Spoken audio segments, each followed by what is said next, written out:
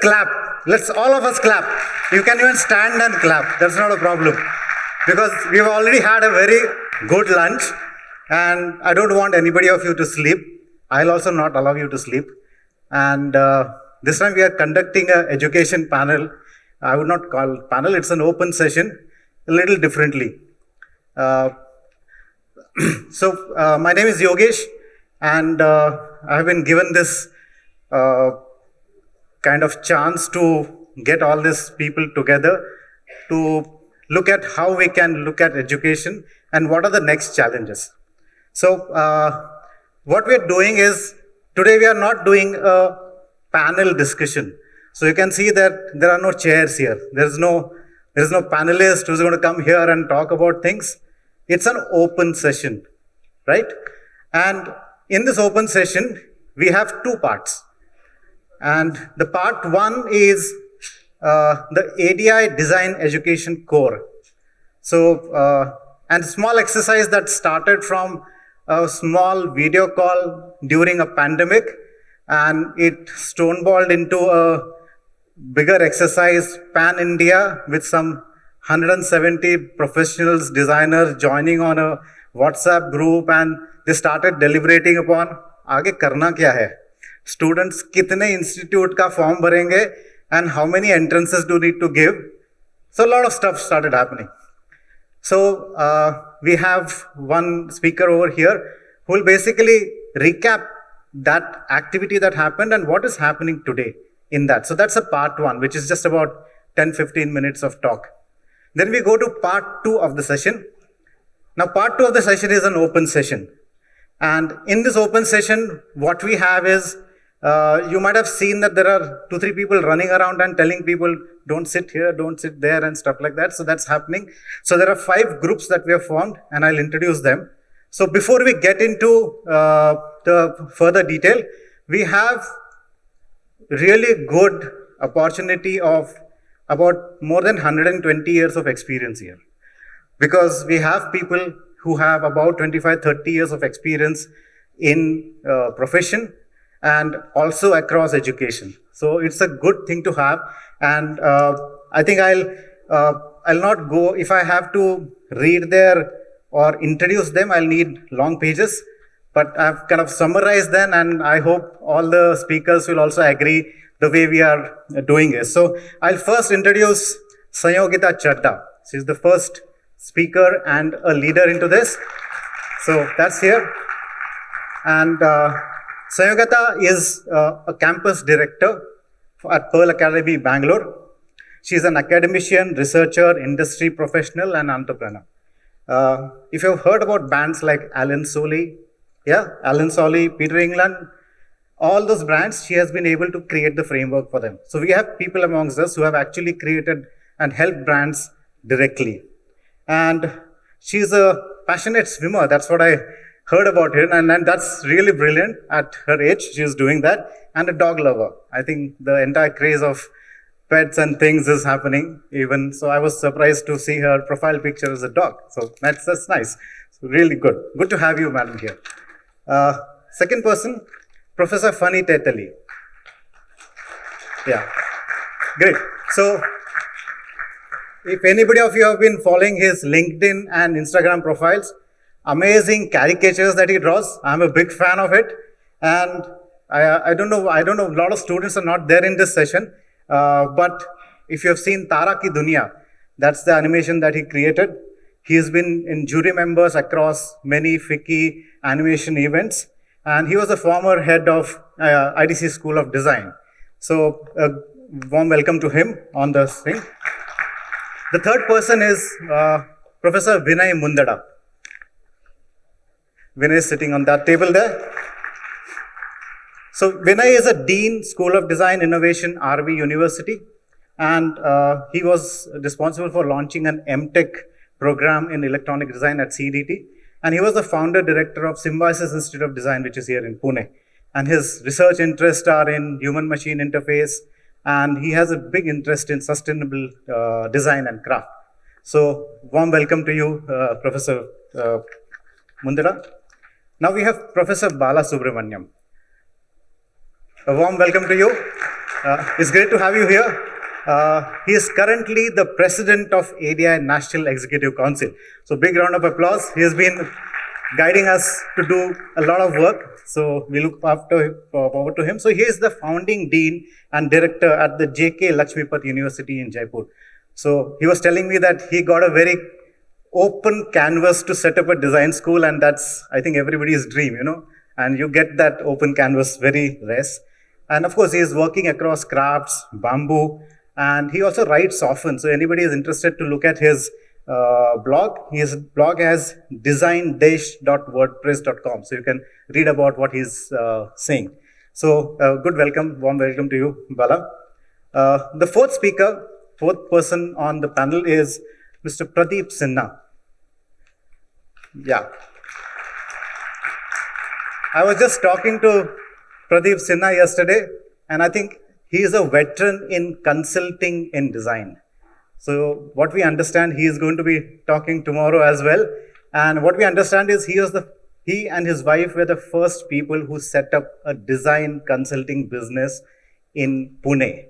And that is a completely unknown thing at that time. Nobody knew design ka karte kya hai, right? He is one of the first 2 years alumnus of NID.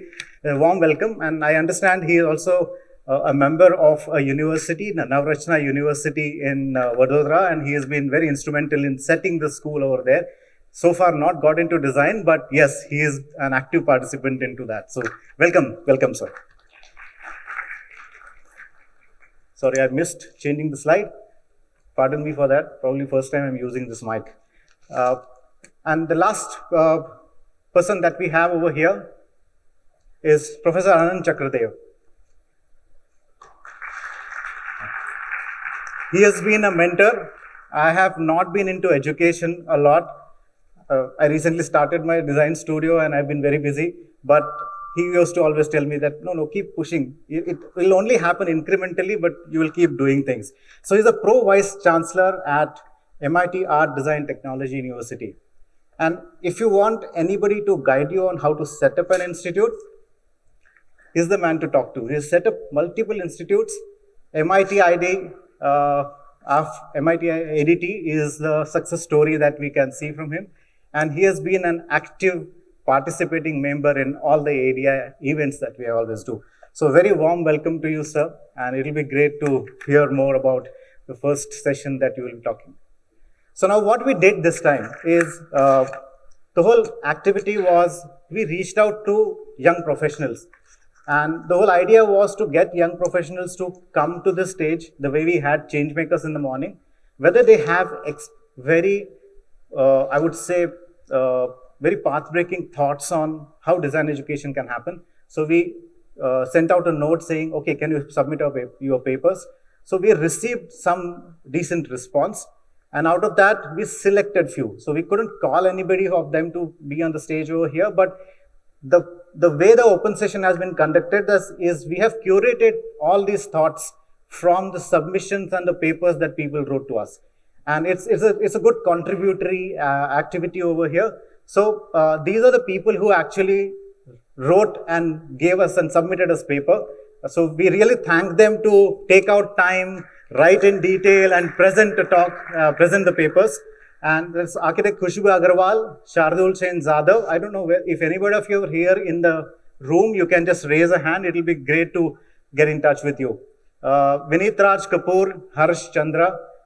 We have also given the topics which they talked about, and these have become the direction for our open session. So, Juneza Niazi, I think she is here. Yeah. Hi, Juneza. So thanks for submitting the paper. Dhruv. Is Dhruv here? He had said he would join, so yeah, he might come. Okay. Professor Ashima Bankar and Ritesh Ranjan. So we really thank them, because it was very rare when we were debating that will anybody of this age bracket write a paper. But these people attempted to do that, and we really thank them for it. So we curated few thoughts. So what we'll do is the session will not be like somebody will come here and speak and you're all just going to be listening. So you are actually have to be diving down into it and start deliberating and working with. So all the 5 speakers that you looked at are actually going to be leading each and every group. You're free to shift tables, but our team will also make sure that there is an equal balance. Yeah, because now everybody is into sustainability, so don't jump into the sustainability group. You can add topics. So what are the topics? So we will all pull together, discuss about 20 minutes, and your points will be taken care. We will put them together, and the leader of the group, one of the speaker that we've invited, will present that thoughts. The leader can also discuss what is the way, if they want to put somebody else on the stage also, join him in the talk, perfectly fine. It's an open session. That's what we want to do. So let's go to the topics. So just keep these topics in mind, because afterwards I'm not going to come on stage because it's all going to be open for everyone.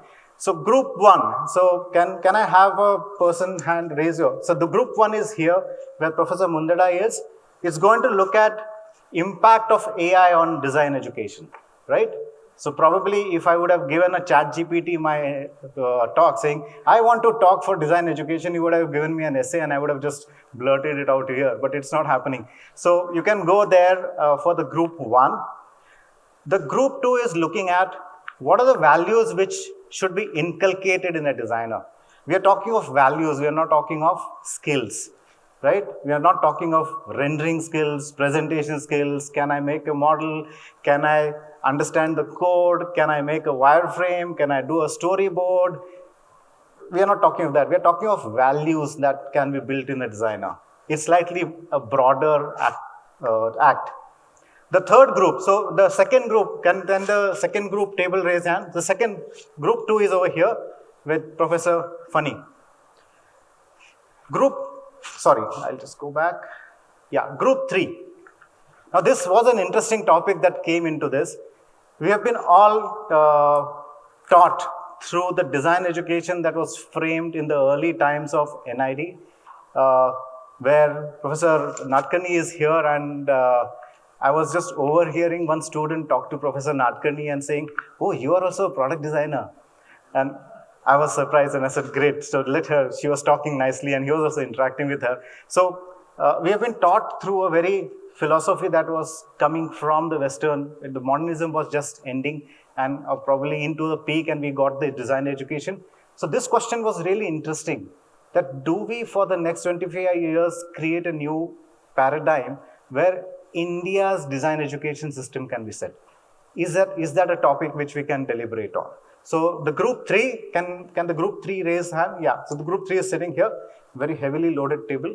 So, so I can see a lot of big things. Okay, so let's go to group four. A topic that's group four where Dr. Sanyogita is there. So it's the topic that everybody is talking about, right from the heads of the countries to the volunteers and the activists on the street. So that's the topic. But the topic actually expands into whether UX should understand what sustainability is, whether communication design should understand what sustainability is, and how it can be incorporated. So that's what the group 4 is going to be doing. And now let's go to group 5. Group 5 is here with Mr. Sinha, and that's going to see, we are getting into Industry 4.0. We are going to hear a very eminent professor tomorrow, Professor K.T. Trivedi, and he's going to be talking about how design should change, and it would be an exciting talk. But he is talking about probably the skills may not be required. You might have to put the skills onto somebody else. And the industry is changing. The industry probably knows much more than what you can offer them. So how are we equipping designers for the Industry 4.0? So this is the 5th topic.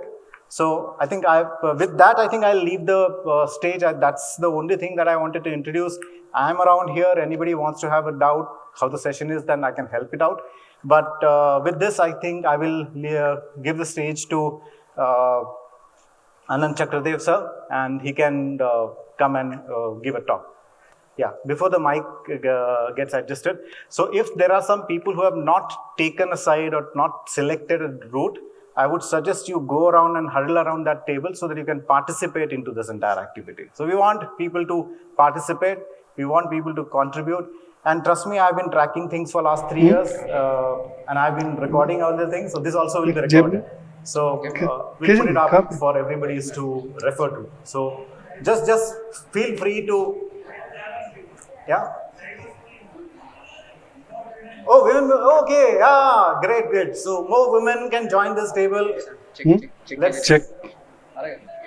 Check. Yes, Check. yes. Check. Please don't just sit and become an audience. Come over, join. You will get time after Anand sir's talk. So,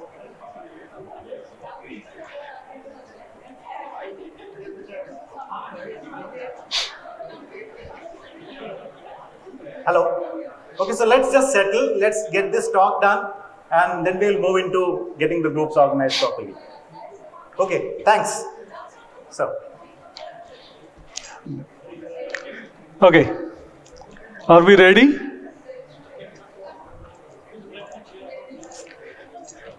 Yeah. All right. So it's really tough to speak something, in fact, after a heavy lunch, but I'll try my best. I don't know whether it is ragging or what, but probably I'm the only non-designer in this entire group. My background is mechanical engineering. I did masters in automation, and I tried my PhD 3 times in mechanical engineering and then completed it in design. I don't know whether it makes sense or not. Most importantly, I'll not talk about what you're going to anyway deliberate and write and then present. So I'll throw some light on what is happening and what has happened in last 1 or 2 years in terms of the higher education scene of this country and how that is going to affect design education also. So I'll talk about NEP, which is National Education Policy and Design Education, how it is relevant and what is going to happen to design education. I'll also talk about regulators and design education quickly. Then I'll talk about online versus offline design education and what are the challenges, what are the threats in front of all of us. And recent changes at policy level as far as Government of India or state governments are concerned. So I'll start with National Education Policy. I hope everyone is aware about National Education Policy. Is it like that? NEP, what is NEP? National Education Policy? Anyone? It is called as NEP 2020. If you ask me, it is a game changer. That is the best thing which has happened to higher education in this country. And as we are talking about next 25, I think next 25 years will be decided by successful implementation of NEP in this country. And that is really going to be the game changer for higher education, and design education cannot be exception to that. So there are main 4 or 5 pillars of NEP. First and most important pillar is, it is choice-based credit system. And when we talk about choice-based credit system, generally we talk about electives, which is not. We offer electives in design education. We have electives at 6th semester or 4th semester, and there are 2-3 occasions where electives are offered. But it is not about choice-based credit system. Choice-based credit system, if you ask me, are we going to implement admission to nothing? Like a student joins higher education after 12th and he takes admission to nothing. So that is in real sense choice-based credit system for me. So let's say there are a group of institutes wherein architecture, fine arts, applied arts, journalism, broadcasting, drama, film, design, all these schools are there, and student gets admission to creative program as a generic activity. Then there is a common foundation which takes that student through necessary skills, and then the student decides whether he wants to join architecture or maybe journalism or maybe design or maybe something else which falls, or a photography, which falls under the broader category of creative programs. So if we are going to implement this type of system, that will be in true sense choice-based credit system. In fact, state governments, central governments are continuously monitoring the implementation of NEP. In fact, as a Pro-Vice Chancellor, I submit a report to state government every month about what has happened in that month about implementation of NEP. So in that, with that rigor, the implementation is happening, and if we don't understand the real meaning of what we are going to do, I think that will be a tough challenge. So we'll have to come out of that elective mindset, and we'll have to really offer true choices to all the students who want to get into creative programs. So that is first pillar of NEP. Second pillar obviously is multidisciplinary education, which we do in some or the other way. I'm again not sure whether we do multidisciplinary education or not. Multidisciplinary education means a generic degree. What we have seen in last 20 years in design education is we started with generic degrees. We entered into specializations, then we entered into super specialization. What we are offering right now is specializations or super specialization. Are we going to give generic degree in which we can say he is a designer, that's it? Are we looking at designer as a specialized person, or we are looking at designer as a problem solver? If we are looking at designer as a problem solver, probably the generic degree will work. So we'll have to get back to generic degree. If we are getting back to generic degree, probably we may say that we are getting into multidisciplinary design education, wherein a student can get some sort of this, some sort of this, some sort of this, and he gets generic degree in design. So that is the meaning where what NEP is expecting us as multidisciplinary education. It doesn't mean that you have a university in which 10 different colleges are there, they are offering different degrees, and you call your university as multidisciplinary university. It is not like that. It has to be multidisciplinary program or multidisciplinary higher education. Third and very important pillar is multiple entry and exit. I must appreciate and congratulate Council of Architecture for this. They have really done a wonderful job. If you have seen the recent document which they have published about implementation of NEP, I think they have done it very nicely, and they talk about this multiple entry. In architecture, believe me, design education also is no exception to that. In design also, it is believed that we cannot have multiple exits. In architecture also, everyone used to believe that how can you have exit after 3 years in architecture? But they have done it very nicely. So they will be given, if everything goes right, they will be giving certificate after first year, they will be giving diploma after second year, they will be giving degree after third year, they will be giving B.Arch after 4 years, but that person will not have license to practice, and they will give B.Arch after 5 years when the person will get a license. So architecture education has, I think, because of Council of Architecture, I don't know whether it has happened because of that or not, but they have come forward. Please see that document. It is very well articulated document which talks about implementation of National Education Policy for architecture education. And there they are talking about multiple entry and multiple exit. Now, in design education, is it possible to call someone something after completion of 2 years? Let's say someone completes 2 years of design education and leaves for some or the other reason. Again, it's not for institutes, it is for a student.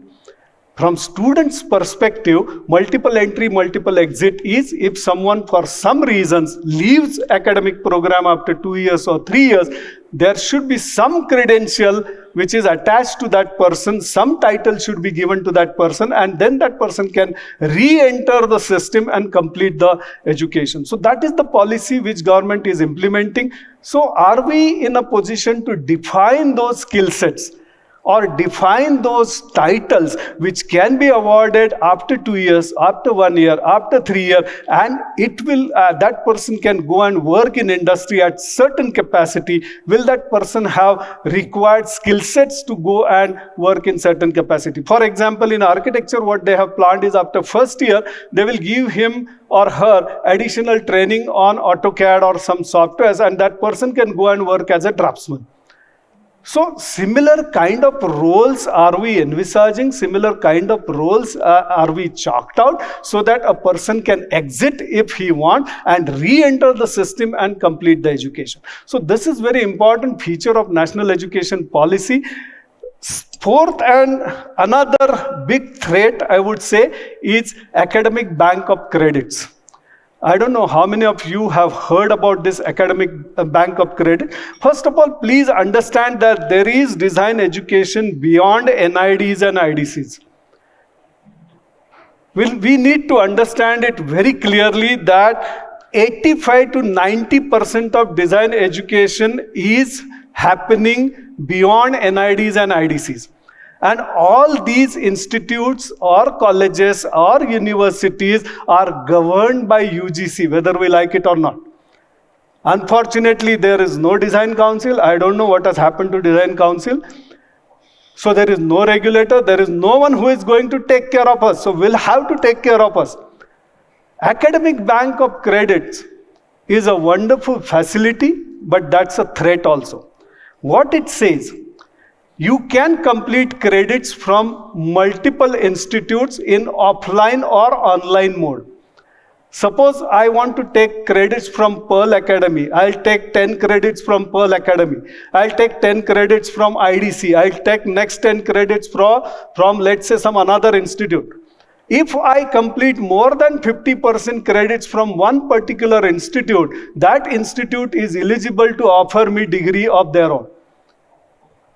Now in this, online and offline both are allowed. So I can take Oxford University credits in online mode. I can accumulate those credits in my bank account. That is the meaning of academic bank of credits. It is a wonderful system from students' point of view. But just imagine what is going to happen to us as design educators if that system is being implemented in true sense. But we should be prepared for that. First of all, are our credit system aligned with each other? No. If someone comes to MIT ID for second year admission, I say no. If you want to take MIT ID admission, come in first year once again. After 2 years also, my answer is same. So have we aligned our credits to one another, to each other? Please believe, again I'll repeat, there is a lot of design education beyond NIDs, IDCs. NID, nobody will question NID. That is Institute of Eminence by Government Act. Nobody will question any IIT because it works as per IIT Act. You cannot question that. But everybody will question all the universities and institutes which are controlled by UGC. So can we come together and set up something which will create some similarity so that this portability from one institute to another institute is possible? And this is very important feature of national education policy. All engineering institutes are likely to implement this. In fact, for your information, we have devised, designed a completely new course. We call it as MIT ID 2.0, which takes care of almost 70 to 80% points mentioned in NEP, and we have already implemented it from this academic year. So we have already started doing that, and that's why probably this chance is given to me to speak about whatever we are doing. Then another important thing is internationalization. One very big example is GIFT City in Gujarat. Now on the one side, government is saying that any university in the world can come up and set up their campuses in Gujarat GIFT City. They will not be regulated by any regulator in this country. They will be above UGC. They will be above AICTE. And on the other side, there are so many regulators for the people like us who are performing this duty for our own students. So internationalization, on one side government allows internationalization, on the other side if you see the regulation, there are regulations like you should be NAC A accredited, then only you are allowed to have collaboration. If those people who are running collaborative programs, believe me, one day or the other, a notice from UGC or AICTE is going to come to you about that program, that it is not official program and it should be closed immediately. Because you are allowed to collaborate only when you as a university are NAAC accredited, A, and the other university with which you are collaborating has to be in first 500 QS ranking. So unless both the conditions are satisfied, you cannot even go for exchanges. You cannot go for twinning programs. You cannot go for 2+2 articulations. So we'll have to, on one side, internationalization is allowed. It's very important part of NEP implementation. On the other side, there are so many conditions which are there which we need to fulfill. Next and most important pillar is holistic development of a student. This is where universities who are offering who run multiple units under them score more points over any other NID or IDC for that matter, because learning design in design environment is different than learning design in multidisciplinary environment. Like when a student learns design in, let's say, MIT, he is surrounded by engineers, marine engineers, food technologists, bioengineering science students, management professionals, architects, fine artists, filmmakers, drama people. So this is what NEP is expecting. This is what the new policies are expecting from all of us. And this is very important feature of national education policy, which we are supposed to implement. Another thing is, when we give admission to any student for design, he will anyway become designer. For that he is here. What else he can become? So design, there has to be some limit on number of credits in core subject which you are offering. Other credits should be utilized for activities like entrepreneurship, like economics, like public speaking, like strategy, like design management, like financing, like foreign language, like yoga, like meditation. Because it is all about 360-degree development of a student, which is very important pillar of NEP. Again, I'll say, we'll have to implement it. Government is after us. Government will be taking regular review of this. So we need to understand all these things and go ahead. Last point about NEP, which is NTA, which is National Testing Agency.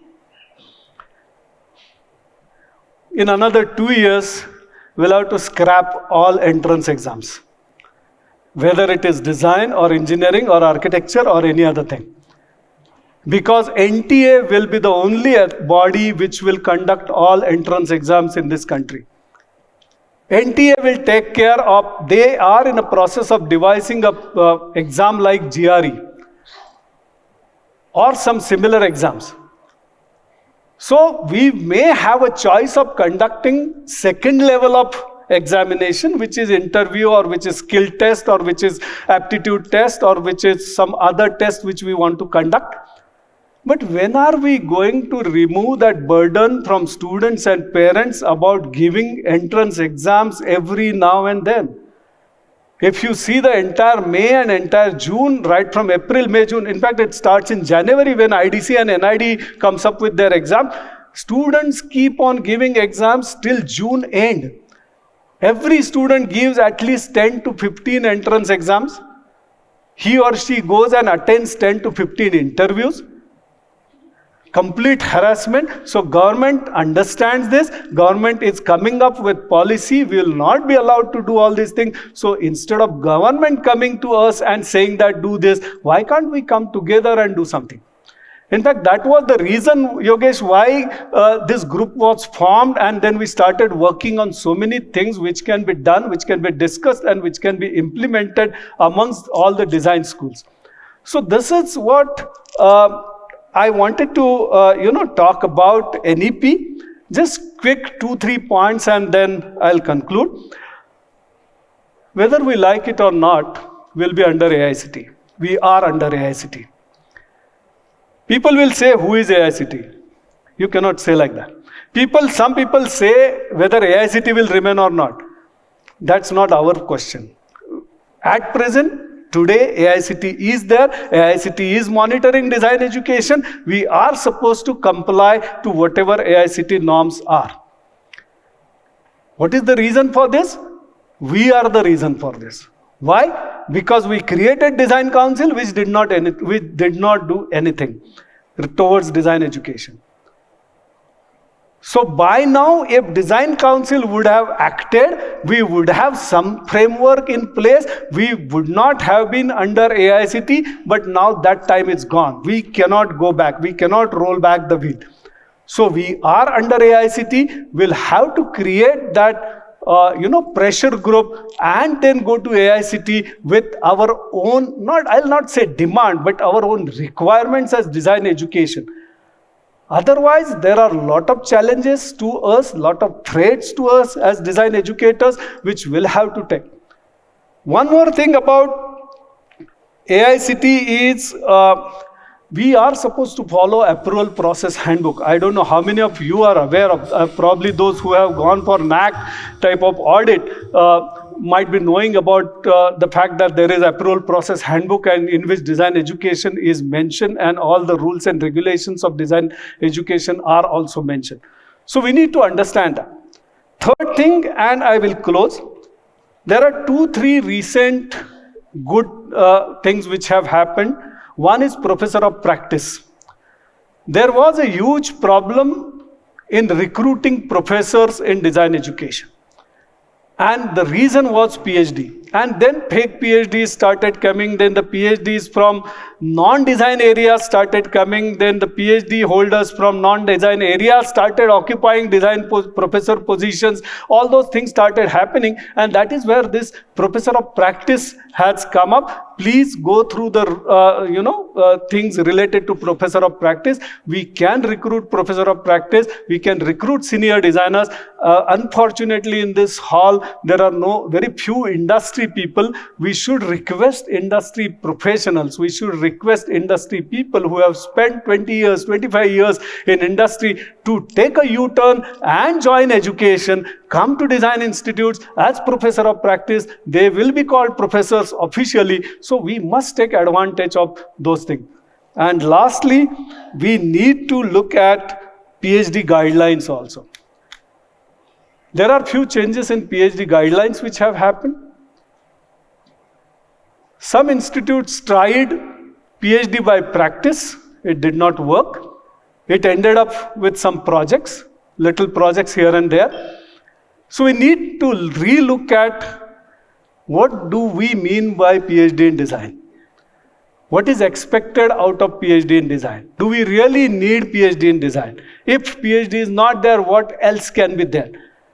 So these academic issues should be discussed, and that is the reason why the forum was formed. Unfortunately, there was very poor response. I'll be honest, Yogesh, here.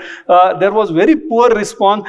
We started with little enthusiasm, and then probably there was poor or no response, and the entire activity died its own death. Fortunately, whatever meetings happened, we have a good record of them. Whatever we have discussed, it's there with Yogesh. It's there in his system. It's available to refer to. If we want to reinitiate this activity once again, because it's for all of us, finally we are supposed to design the future of design education of this country. And as we are discussing next 25 years, this is appropriate time to reinitiate that group, create that group again, restart that work, and then probably we'll be able to go to the government with some recommendations that this is what we want as design educators. Believe me, as I said, I have a good experience of setting design institutes. I was responsible for MIT Institute of Design, then Avantika University, then University in Shillong, then MIT Alandi, MIT WPU, so 5 design institutes. I was involved right now in setting up a new design university in Goa. But believe me, every month I get at least one request about helping that group to set up a design school. And all of them are engineering colleges. So tomorrow, if all engineering colleges start design, what is going to happen? In fact, in one of the parent interaction, one parent blindly asked me one question: is design education a bubble? Is it going to burst? The answer to both the questions was yes, unfortunately. So design education is a bubble. It is going to burst. Before it bursts like management education or engineering education, I think we'll have to come together, take some steps, take some corrective measures, and work together so that we will be benefited. Thank you. Lot. Thanks a lot. Any questions? Anand? If there are any questions for sir, anybody wants to deliberate, I think he is available, so you can even walk to him and ask him. So I think I think there's one question there. Can you get the mic?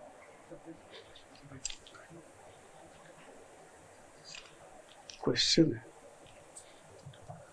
Sir, you mentioned about ABC, Huh. but the question is if ABC is to be implemented, and Yeah. you also mentioned about NTA, National. Can you Testing just stand up, please? Yeah, thanks. You also mentioned about NTA. So now the question is, if a student from a general university wants to go to IDC, they have their own entrances. Yeah. So now how will it be balanced? Because how about ABC will be working? Because I can keep my credit in any bank. I mean in ABC. So how will I meet their requirement? See, this is what I'm trying to explain. This is already there. It's Exactly. there. We don't have choice. For example, the target was given to our own university student to register on ABC portal, and 70% of students, that means 7,000 students of my university have already registered on that portal. So tomorrow one student out of that comes to me and says, I have completed these credits and I want to go to IDC. IDC will have to accept. There is no other option. So that's what my point is. People have not yet understood what is happening at national and state level. It will take time, I know. Implementation of NEP will take at least 5 years, but it is in the interest of students. Just imagine you are a student and you are taking some credits from one university and then going to some other university and taking some other credits. And there are professors like Dimant who are very popular professors, let's say, and his courses are full and some other professor's course is not full. This is going to happen. We should be ready for that, and we should set up a system at our universities which will allow us to implement it. One more. Can you please get the mic? Yeah. Could I ask one more question? Okay, just You quickly. said Just that, quickly. AICT is monitoring design education. So Yeah. what is the role of UGC in that? Okay, I think I'll have to start right from scratch. UGC is University Grants Commission. Unfortunately, they have crossed their limits long back. They are no more Grants Commission. They control everything. So higher education in this country is controlled by UGC in all sense. Under all these councils are created by separate act. So All India Council for Technical Education was created for controlling technology education, engineering education. They used to control architecture education also, but Architecture Council fought a case in Supreme Court and they are out of it now. So now Architecture Council has nothing to do with AICT. Similar things should have happened with Design Council. Actually, now we cannot do anything. Now what we can do is, there is way out. We can create our pressure group. We'll have to force AICTE to create a separate wing for design education in which only design educators will be present. That is possible. Just one. Yeah. So last. Take the last question now. Yeah. So this is just to clarify further. We are talking about the credit banks only, and the credit transfer. So that is available in our present system of engineering education. Is that possible? It Is is. that possible? Here we are talking about design in particular, right? And then we are also talking about design going to be a part of mostly all the engineering colleges. And then we are talking about the challenges of credit transfer in design education. So is that available under the present system of engineering? No, it is new to everyone. ABC is part of new education policy which is being implemented so what now. I understand is there is a similar challenge in the engineering program. No, in engineering program, traditionally it is allowed to change universities and colleges, but not from non-IITs to IITs or from IITs to non-IITs. That is not allowed. But supposedly in the non-IITs, the other engineering Yeah, it is faculties, allowed. these students can do it. Yeah, it is there since ages. So it is possible. Yeah, Only it is thing there. is we are facing issues in design. Because AICT prescribes with model curriculum. Okay. We should not go to that extent because that will kill the purpose of design education. So way We cannot go forward- for model Yeah. curriculum. So the way forward is to bring design education under AICT. This is what you're. Well, it is already there. No, so if you are facing that issue and you're saying it is controlled by UGC and not by AICT, No. University education is controlled by UGC. Yeah. Under university, if you have unit as Institute of Design, you need separate approval from AICT also. so why are we facing this issue if we are already covered under AICT? I have a AICT suggestion we norms Yeah, are. so that is. AICT doesn't. AICT unfortunately doesn't understand. Sorry to say, doesn't understand design education. Okay, so that's the. That's the So problem. I think we can take this discussion offline because it's been happening. I'll just take a last question. I think sir has, You should not ask me questions, sir. What are you doing? I think biggest problem in AITC and UCD is that AITC do not understand that design and art is a two separate thing. AITC is saying that education in art is the same as education in design. Art is a different thing, it is a personal thing. Design is not personal thing, it's a massive application of design to all your other scientific and other solving the problem. So that is the main problem with AITC. And that's why I think the design course should be completely separated from AITC. AICT. Then only it is possible. Yeah. And I also feel. And the second thing is that is our problem. We are last 25 years, we are trying to form the design council, which will have pressurized the Indian government, art education and sort of thing. That's not happening. So this is a really problem from the designer's point of view that they are not coming forward and making a united sort of application. Sorry. So the only committee at present which is available in entire AICT structure is one committee which regulates creative education, in which people from fine arts, applied arts and design are present, but that committee hardly meets once in a year and they decide the fate of design education. As sir rightly said, Nadkarni sir, we should have focus group, we should have a pressure group which will force AICT to create separate design vertical, then only the justice can be given. One thing, and I'll conclude, there were very strict regulations. For example, 1:7.5 was the faculty to student ratio. So we did some work. I met sir also. We represented our case to AICT, and then they changed it to 1:15. So at least there is some sigh of relief at present. Otherwise, all the design institutes would have been closed by now. Because from where you will get one faculty for 7 students? It is not possible. Right?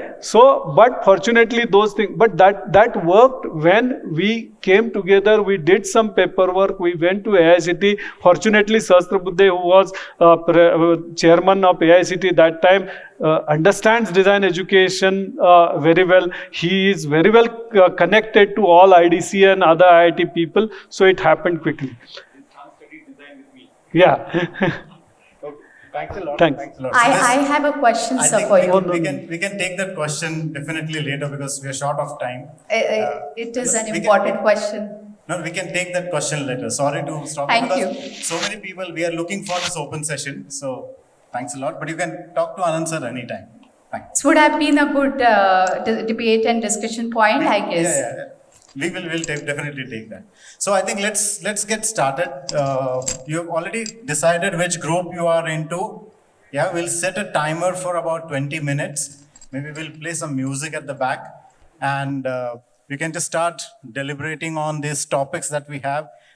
I hope people are clear on those topics, and we are all around if any other help is required. Okay, let's put on some music. We have about 20 minutes for this. Can we have a volunteer from one group, one of the 5 groups, to come and talk? Anybody?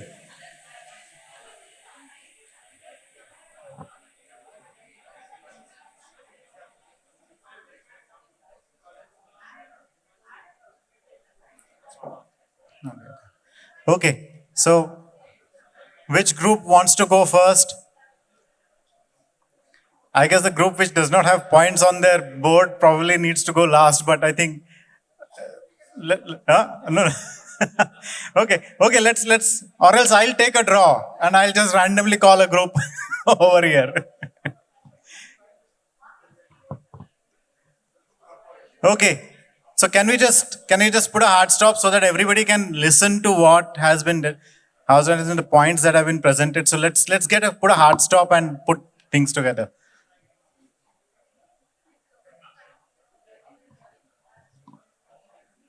Okay, are you guys ready? No? Don't want to go first. Yeah? Okay. So let's do clockwise, anti-clockwise, like that. They're ready? Come on. So I think that's group 1. Brilliant. Give a big round of applause.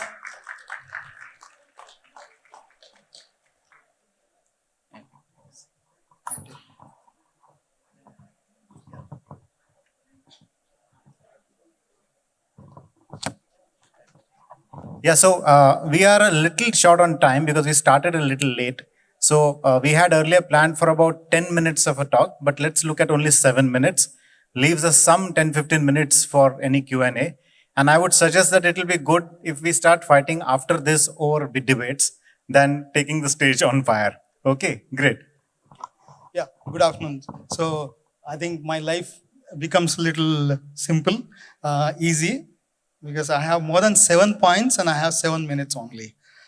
Probably it will make me read the points. Okay. As I come from design education, so I'm one side of, we debated on the impact of AI on education from students' perspective as well as from the teacher's perspective. And it all began with feeling the threat. Okay. As we read on the social media, we see on the chat GPT, it's all about a threat. Threat, what if students plagiarize the content and put it as their own original work? How do we as teachers catch it? No Turnitin is going to work. Okay. And there is no Turnitin currently even for the visuals. I was told that no, it's coming. But before it comes, probably students would be smarter to learn how chat GPT and create beautiful forms or beautiful artifacts, whether it's 2D or 3D. Okay. So the very first point came up in our discussion is it's not a threat. Okay. So that's a wrong perception we are going with. Okay. But it's a new age skill set. Okay. It's a new age skill set which both of us as design educators, design teachers will have to learn, as well as students also will have to learn. And in the process, there is one feeling, but we don't really agreed upon, that every design student will have to learn this technology. Okay. There are two thoughts. So one student amongst our group says, no, why should I learn the technology? Okay, that's not for me. I'll collaborate. I'll collaborate with my technology partner, but there's a counter view also. Oh, your employer will not allow you to collaborate. Your employer will say, no, you have to do everything. Okay, one person for everything. So one direction is there could be a curriculum where there is some amount of technology, this technology being taught. Okay, whether it's ML or whether it's AI, whichever way you want to call it. Whether you are an art student or a design student or an architectural student, okay, learn a little bit of technology to the level at least that you understand it, you appreciate it. Okay, you don't really indulge into and higher level deliverables. Okay? And this is a useful tool for ideation. Okay? Because when we ideate based on the user data or whatever the data we have collected, now in the future, we would be having humongous data to really work on. Can we synthesize that kind of a data? It will be humanly impossible. Okay, that's what today data scientists are facing, that challenge. Tomorrow it will be a challenge for designers as well. Now here comes this tool handy that it will help us synthesize the data.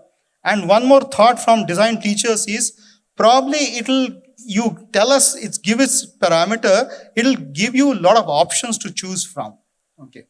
So it will give you a lot of concepts, very raw concepts maybe, but it will give you a lot of concepts to work on, and which you can further either refine it or you take it into further explorations.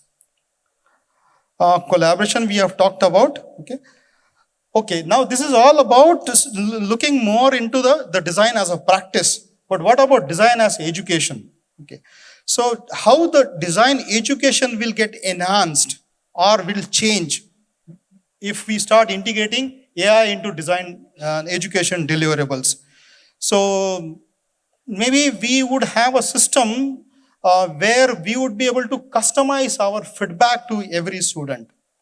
With the increasing class size, it's becoming extremely difficult for a design teacher to connect with every student and give a customized feedback.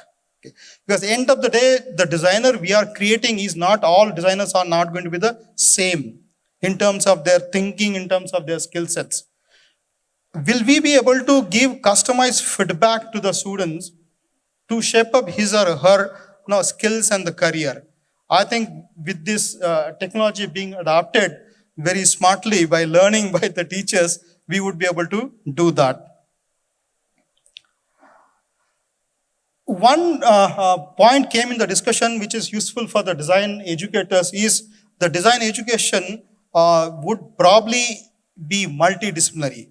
And like Dr. Chakradev also talked about, the NEP also refers to multidisciplinary education.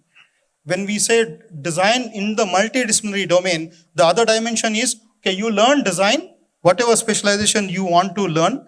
Along with that, you will also learn these kind of technologies. Okay? So the design would become a multidisciplinary education. And last but not the least is, educators should also learn AI. Before your students learn it and become smarter than you, I think it's better, it's a high time, we as educators also learn AI and align ourselves with AI. Okay. Don't keep doors shut for AI to come in, and because we have seen in the past, whatever technology was seen as threat when it was coming, it came, it didn't stop. Okay. No matter whether you kept the doors closed or open, okay, you had no choice than to work with the technology. You have to smartly adapt it and make it integrated into your day-to-day working. That's all, I think. Thank you. Thanks a lot. Thanks. So great. So you've also finished in time. Good, good. Thanks. Okay. So next group. Great. That's group 3. Yeah, you can come. Anybody? Yes, group 3. If group 2 wants to take that slot, I'm okay. But volunteering is always better. You learn yourself. Thank you. Okay. Siddharth, 7 minutes. We had a lot of heavyweights in our panel and we got a lot of ideas. So I'll try and summarize this. Is there a need for an Indian-centric design education paradigm? Of course, yes. Can there be a no as an answer to this? We need India-centric. We need to identify India-centric problems and solve them. We need to understand Indian culture and adapt them. We need to understand even Saundarya Shastra and aesthetic studies, as somebody mentioned, as a part of curriculum. But having said that, we had alternative points of view. So students are should be sensitized to Indian cultural, aesthetics is one, but the design is not about aesthetics alone. It's about problem solving. And if it's about problem solving, then what does Indian education bring to the table? So one of the things that we was brought out was the fact that if you do problem solving in India, that would be good enough quality to have to solve international problems. And then what about the fact that Indian designers should be able to work globally? So if that is the way we're looking at design, should we restrict ourselves to the Indian way of doing things or Indian culture, Indian aesthetics? That's another point that came up. So there is also this thing of the students mentioned the fact that their generation is different from the teachers who are teaching them, and as a result, there is a lot of mismatch. And you must understand that design is user-centric. So user can be anybody, you know or you don't know. So you may have to understand them and design accordingly. And yeah, so one solution to that is maybe a major in design, as in how design is, or with a minor in Indian studies or Indian aesthetics or something like that. So this is a simplified version of what we discussed. I mean, it's actually quite detailed, but I thought for the sake of time, I thought I'll just conclude it. You still have some time, so. So yeah, that's about all, basically. Have I missed anything, the panel? Yeah. Anything? Great. Thanks a lot. Thanks a lot. Go. No. Okay. So the next group one. Group one is done. So this is next. Yeah, no problem. Can somebody volunteer to hold this? Yeah. I think we'll need two people. Yeah. Funny. Mike, wait. Thank you. We had an interesting discussion, and fortunately, we weren't in disagreement with each other on any one of those things. So it went quick. Because eventually, what we discussed was design is by a human for human consumption. Period. There's no argument on that. So essentially, the values that we think we should inculcate in designers are basic human values. That's about the first things that we all agreed on. Thank you. So we feel that empathy is one of the main things that designers, if you talk about values, then empathy is one of the main things that we should inculcate in designers.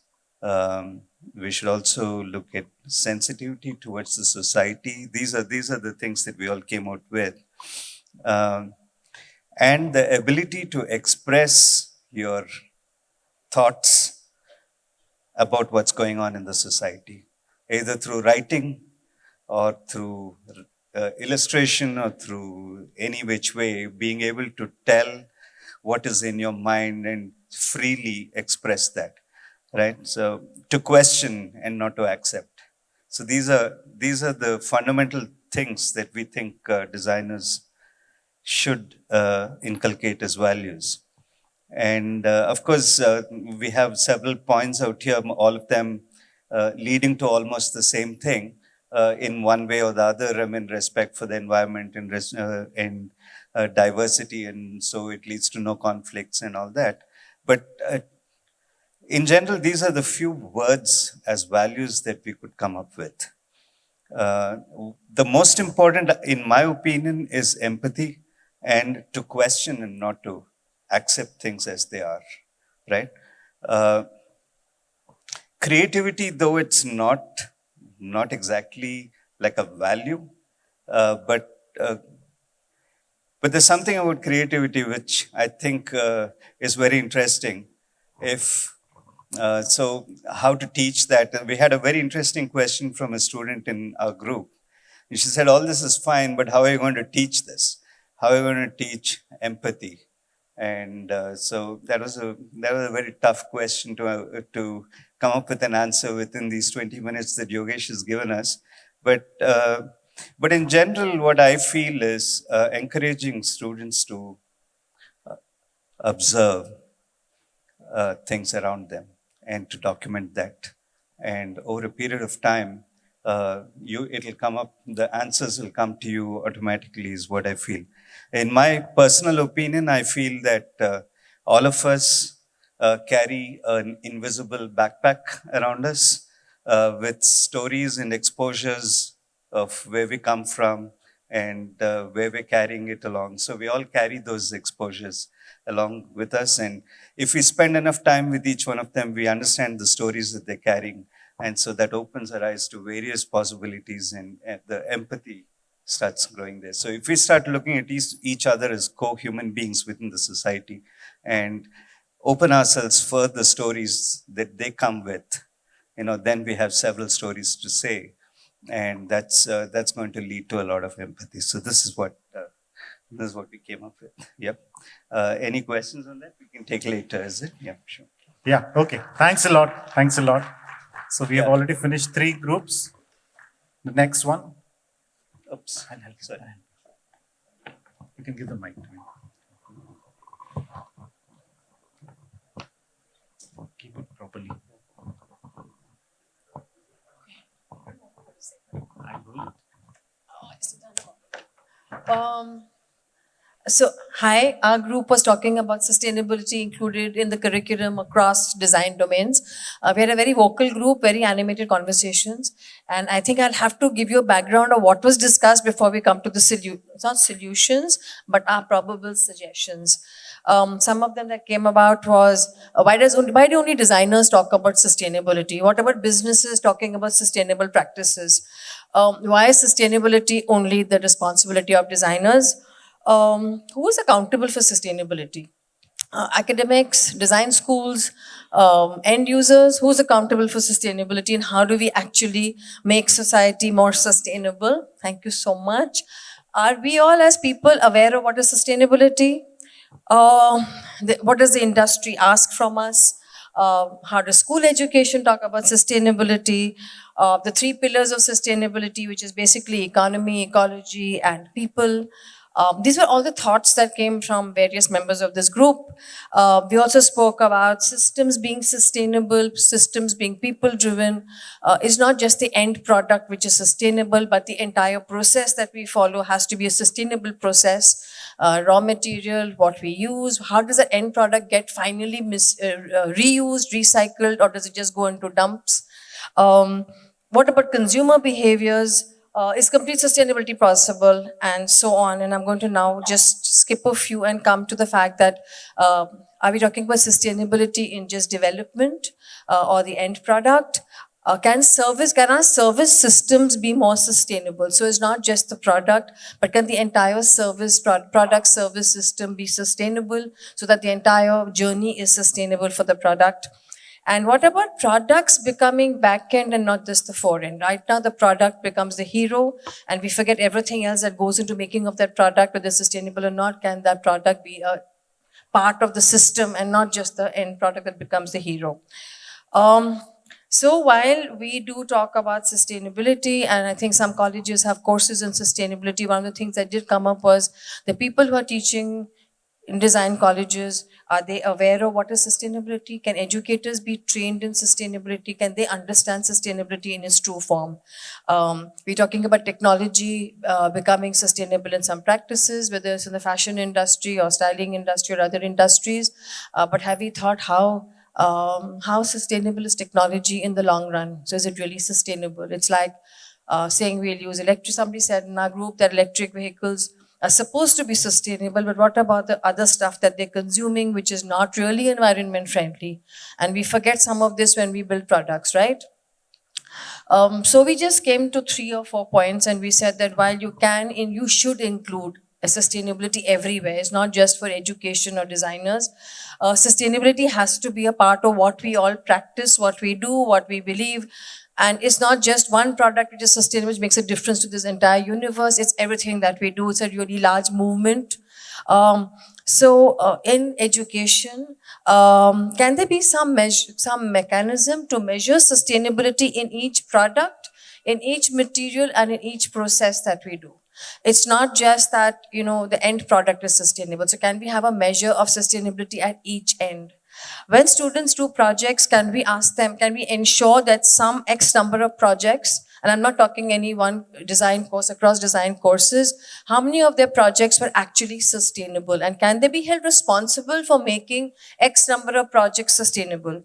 Can the briefs that go out to students from the faculty members for projects, for doing what they do, can that brief include sustainability in its entire content? So when the student starts thinking of the project or what they're working on, sustainability is embedded deep into that.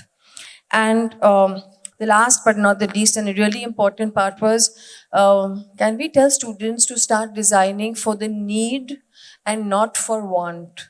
It'll probably just switch parameters. When we start designing stuff that is needed, and then we think through that product and we put our mind and soul into it and we follow processes that are really deeply sustainable or which actually do not impact the environment adversely, do not affect people, do not drain our resources.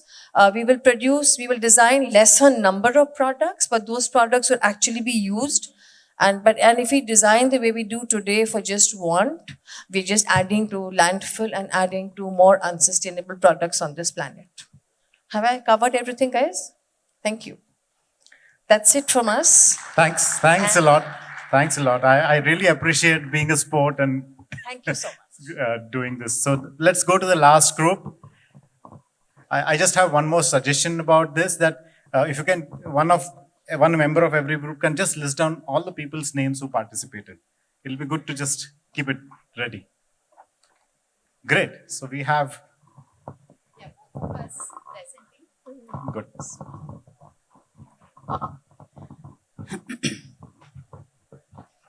Yeah, hi, I'm Dr. Shruti. I head the School of Visual Arts in MIT World Peace University, and we had amazing minds with us. So I'll just like to say that in our groups, we had many academicians: Pramod Riswadkar, Nitin Hadap, Ravi Badve, Pranita Ranade, Rupesh Jaibije, and of course, we were moderated by Professor Sinha sir, Pradeep Sinha sir, and also we had some students, so I'll request you to take the names. I am Pragya Sachdeva. I'm from NIFT Mumbai. Next, we had Mehak, Aditi, Hitishi, Tanvi, and Shreya. Yeah, so having said that, the point we had was what design schools need to do for preparing designers for Industry 4.0. And we did have a lot of deliberation, of course. The question was, if industry is moving at a dynamic space, then does the industry have any clue what it is going to, expect or prepare for next 5 years or, I think that industry itself is not able to guess, and that is what we all discussed, as to where the future is going to take us. So then so when we were thinking about bridging the gap, yes, we all agree that yes, there is a gap, but do we need to bridge it? That is the question that we thought. And then another thought was, then why not keep the gap, just that make it reverse? Why can't design students or design professionals lead the way to where the future can be or where the industry can go? So the gap can still be there, just the other direction. And then how can we achieve that? So for that, there were many thoughts. And then one of the most important thought came was learning to learn. That is very important to teach in design. So when we say learning to learn, are we having students where they are being just followers, or they are being trained to learn new things in different ways? You'd like to add something in that? Yes, I think I would like to add to this point, which is learning to learn. As we discussed also, if basics of designs are taught to us as students also, when we are given different types of assignments, we have been taught the basics of design and we are able to cope up with those problems differently because we know the basics, which is the learning to learn that ma'am said. Yeah, and then the second part is obviously the problem solving, because we know the problems are always something that we are not going to be able to predict, and the capacity to solve that is something that we can inculcate in students. Now, how it can come, obviously, the fundamentals are important, but then it's a polarized situation where you need to be with technology. At the same time, you need to be rooted in the fundamentals. And again, we discussed about aesthetic sensibilities that are really important. And how we can develop those is through various exposures. So today we are talking about multidisciplinary, transdisciplinary environments. And of course, we do also have, e-learning platforms at the fingertips. So how we can train our students to get exposed to different situations and, knowledges that are available. There was a very good point that came up in the discussion that what AI can't do, human designers can do. And which was, I think, a very great point that we came up with. Because if there would have been rules to design, there would have been softwares, there would have been AI that could solve a design, that could do problem solving. Because there are human designers, we as designers, it is, and there is no rule to design. We are trained in a way where we can actually solve any kind of design problem. Yeah, so as academicians, the point is that how can we really have these two important points, learning to learn and the problem solving inculcated in the students. And then the thought goes to different areas like, the faculty-student ratio, the infrastructure, and so on and so forth. So we had a cauldron of ideas and thoughts, but that's the gist of our discussion. Thank you so much. Thank you so much. Thanks a lot. That was good. Can you just pick it up? Just keep this with you. Yeah. Okay, great. So I think we finished well in time. I was thinking that maybe we'll kind of overshoot the time, and we were just discussing that now it's an open mic. It's an open mic. If anybody, any student, anybody wants to come here and put up a point, we'll give 3 minutes each. Anybody? Anyway, that's what. And we have finished our basic session and we have some time and we can explore. Anybody wants to, it's an open mic for anyone to share his views, share experience, share anecdotes. Open. Come. Great. Big round of applause. Hi, good evening, guys. My name is Anuranjani Sharma, and I'm currently a UID student. I'm also interning with Elephant Design. So, as a student, I don't really have much idea of the industry or what you guys do.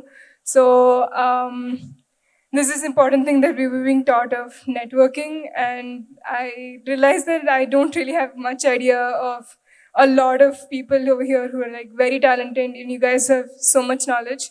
So, if people who are here as speakers or anyone with a lot of experience, things that you can help or share about your experiences that can help understand and, understand you guys better, it'd be really nice. Thank you.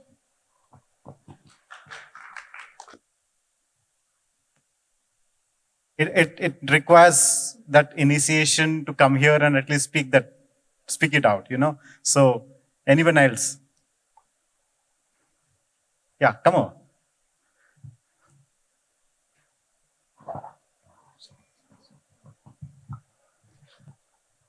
Hello, everyone. This is a point that I just feel personally that any kind of a creative pursuit requires a large amount of self-discipline. Many times I've seen that some students who come to design universities they have come because they have failed at the regular academia. And that is kind of disheartening to say the least. But I do feel that design universities should also teach a little bit of self-discipline and self-help lessons so that people are able to focus better. They are able to outdo themselves and they're able to think of problems in new ways rather than trying to escape their fate as they have maybe not been up to the mark in some other platforms. So just like great artists have to sketch a lot, great musicians have to play a lot, we must teach designers that you have to design a lot and it has to be done as a very, very pristine discipline. I don't know how it will be implemented, but I feel that design students do not put enough heart into the design that they're doing. They're looking for marks, they're looking for approval, but it is the discipline that I feel must be, thoroughly inculcated into their personality.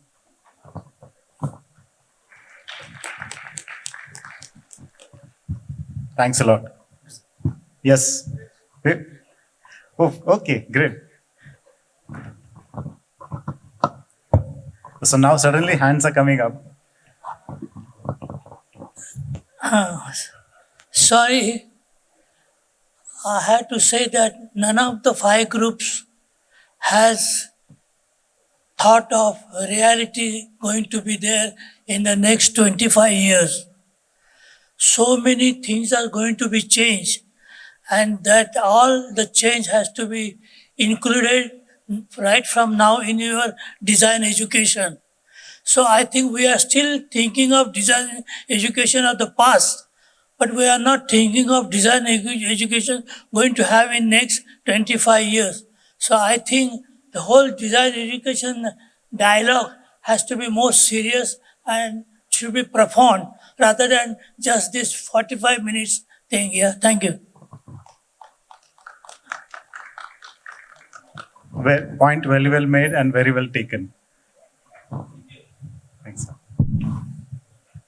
Yeah. Hi, Amit from Plaksha University. This is a request to all my fellow faculty out here. I don't know if you agree or not, but I feel that we have to remove this myth that if you don't do well in math, you can do design, right?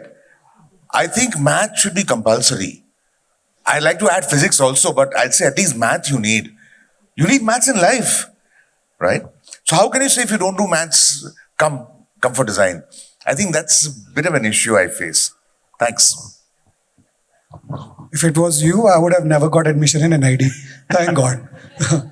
I have a request. I also have a request. Since Yogesh didn't allow me to say there, I would like you guys to check under a table or chair or in your pockets. 2 years back, we lost something. I think if you guys can check around, look a little bit. It's called India Design Council.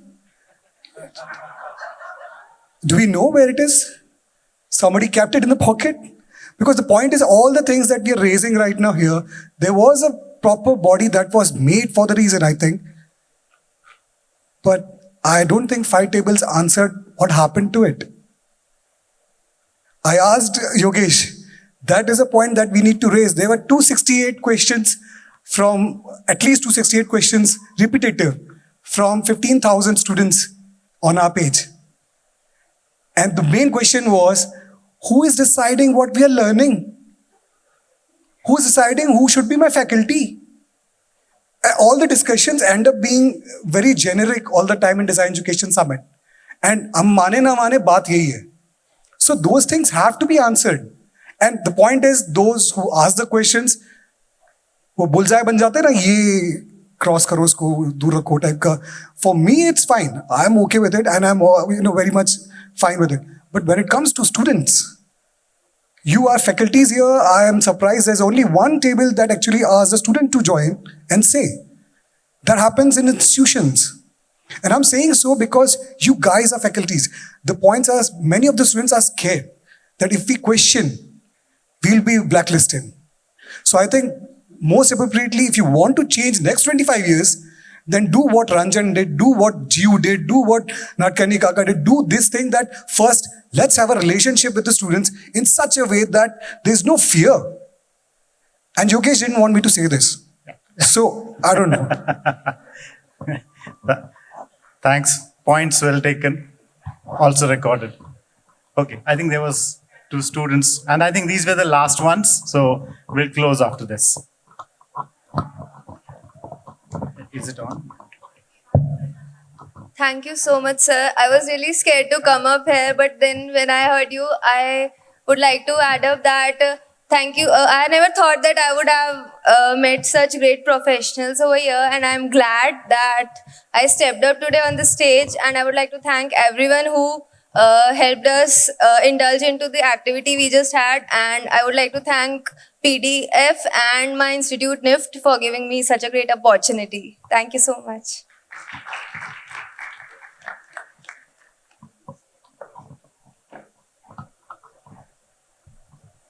Hello, it's on. Hi everyone, I'm Mehak. I recently graduated and currently I'm working as a product designer.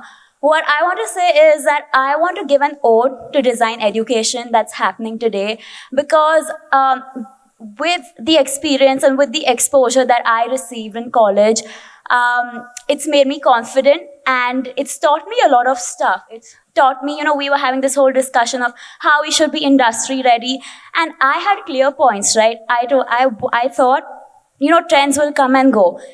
Trends will come and go, but what's really important is your mindset to how you approach a problem and how you cater to a problem, how you think, what is design thinking. And that was really important. And like someone also mentioned here, that you need to bridge the gap between a student and a mentor, right? And we also spoke about, are teachers necessary? Like, do you even need content? Why can't you just have mentors? Why can't you just drop a problem, drop a bomb on the student, like, okay, this is it, figure your way out, I'm here whenever you need me. So that's what I want to say. I think design education that way, the more open we are, the more liberal we are, that is what's going to help students, and that is how, we can think for tomorrow. That's all. Thank you. Lynn. Great. Thanks a lot. Thanks a lot for taking that initiative. And I think that's giving me an idea of putting an open mic next time. Yeah. And only for students. So I think all the students have gone into the other session. So they'll all come into this session and they'll have an open mic. Do you agree to that? Okay, great. So a good round of applause for everyone. I hope you enjoyed it. I know we can't solve the things, the challenges that we have in front of us in 2 hours. It's not possible. It's not possible if I have 1 person or 2 persons or a group. It has to be done by everyone. And thanks a lot for participating and being a sport and contributing.